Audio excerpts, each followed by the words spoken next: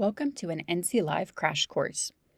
This video is a quick introduction to using the historic North Carolina newspaper collection at your library. It is a digitized collection of hundreds of county newspapers from North Carolina. It goes as far back as 1773 and as recent as 1999.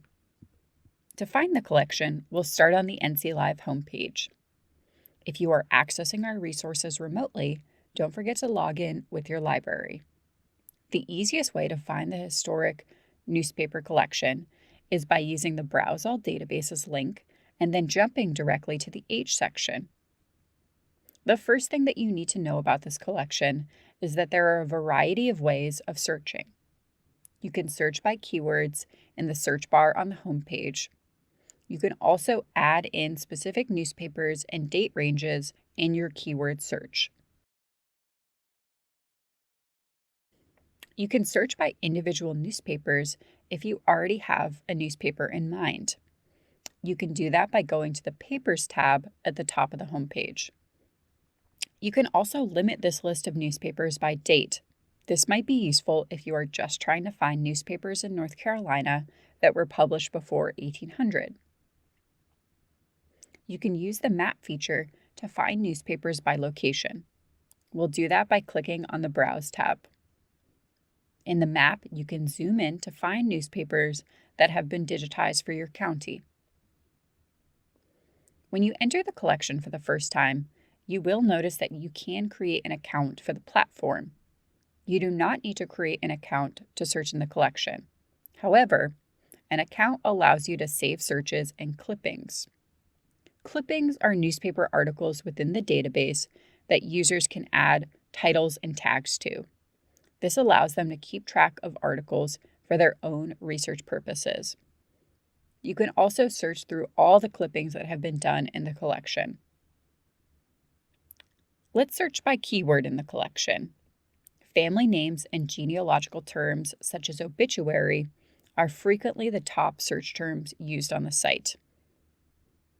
When patrons encounter issues with finding family members in the census records because of handwriting or misspelled names, you could recommend that they search for their ancestor in this resource.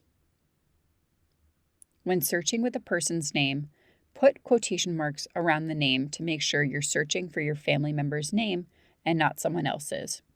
You can specify the newspaper title and date range if you know where your family member lived. Here is an example of searching by name. We'll search for Michael Jordan, the famous basketball player.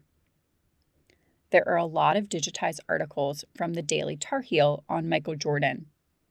When you view an article, you can see that your search terms are highlighted. Every newspaper has undergone OCR, or optical character recognition, so that you can search by keyword. In the article view, you can zoom in or out and change the brightness to see the text better.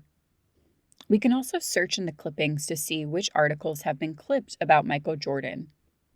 Searching the clippings is a different approach, but can be helpful if you're trying to do research on a historic figure or event.